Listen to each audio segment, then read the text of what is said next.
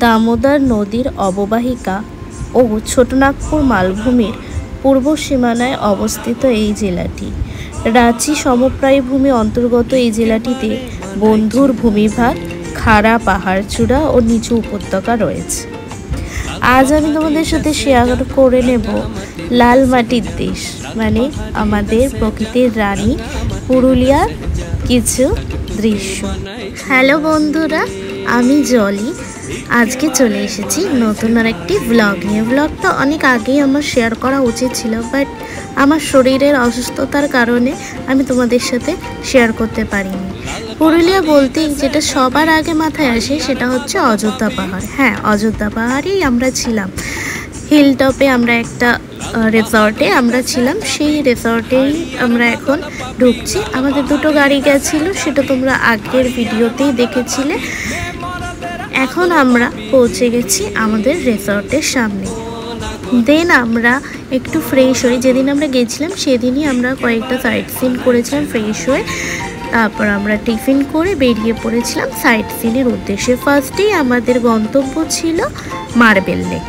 Ayodhya hilltop থেকে Bamni false যাওয়ার পথে ডান দিকে কিছুটা গেলেই পাহাড়ের কোলে এই জলাশয়। এমনিতে মার্বেল লেক নামে পরিচিত হলেও আরও নাম আছে এর। কেউ বলে পাতাল ড্যাম।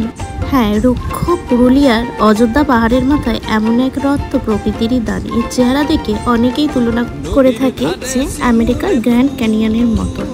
দেন আমরা চলে গেছিলাম বামনি জলপ্রপাতে। সবুজের মধ্যে ঘেরা এক স্নিগ্ধ শীতল স্রোত এবং একটি শান্তিপূর্ণ পরিবেশ। এটি প্রকৃতি প্রেমীদের জন্য এবং যারা এই শহরে কোলাহল ছেড়ে পালাতে চায় তাদের জন্য একটি আদর্শ স্থান। আমার তো বেশ লেগেছিল। তোমরা কারা কারা বামনি জলপ্রপাতে ভিজিট করেছো বা গেছো, তারা একটু নিজেদের মতামতগুলো কমেন্টে বলো। তোমাদের কেমন লেগেছে অবশ্যই জানিও। আমার বেশ ভালো লেগেছে এত সুন্দর ঝর্ণা, এবং সেখানে দাঁড়িয়ে আমরা ফটোও তুলেছিলাম অনেকগুলো। তারপর আরও ওপরের দিকে ওঠা যায়, বাট রিস্ক নিইনি। যারা ছেলেরা ছিল তারা গেছিলো। এই দেখো আমার বর যাচ্ছে কিভাবে হনুমানের মতো। দেন ওখানে দেবজিৎ, আমার বর আর দাদারা সব গেছিলো, একটু ফটো তুলেছিল।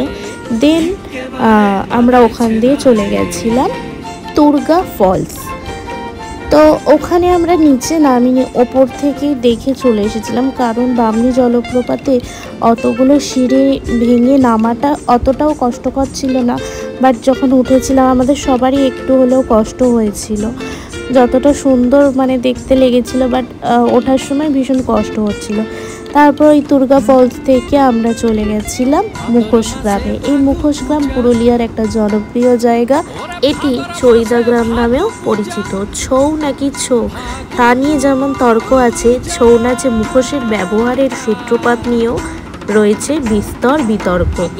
ময়ূরভঞ্জ আর সেরাইকেলার ছৌ নাচে মুখোশের ব্যবহার তেমন নেই, আছে পুরুলিয়ার ছৌ নৃত্যে। তবে তা নিয়ে একদলের মত, আগে ছৌ নাচে মুখোশের ব্যবহার ছিল না। বাঘমুন্ডির অবিনাশ সূত্রধর মুখোশ শিল্পীর পথিকৃত এটি যদি সত্য হয় তবে মুখোশ নাচের বয়স খুব জোর 100। আবার ছৌ বিশারদ আশুতোষ ভট্টাচার্যের মতে তারাই ছৌ নাচের মুখোশের উদ্ভাবক এবং অন্তত 200 বছর ধরে একই পদ্ধতিতে মুখোশ তৈরি করে সর্বত্র বিক্রয় করছে। সে অঞ্চলে আর কোনো গ্রাম নেই যাতে ছৌ নাচের মুখোশ তৈরি হয়।